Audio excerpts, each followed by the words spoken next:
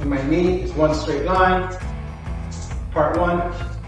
Part two, I'm stalling because this is a challenging one for exercise. Exhale, inhale. And there is the exercise.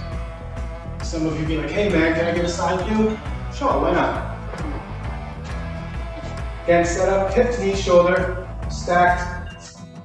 Inhale, pull, and there's the exercise.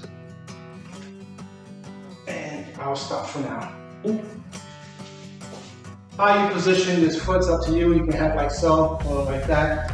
The one thing you should always remember, we should never fear our lower back. You can start that exercise without a kettlebell. You can just do hip hinges. Make sure when you start the hip hinges by itself, pull back the shoulder blade slightly so they're back and down, and practice. Drive the hip back, move as one unit, your head, your spine, and your hips all move as one unit. Last but not least, I am not sitting back, I am hinging. So that's about it. Let me know what you think. Post your comments, and don't forget to subscribe.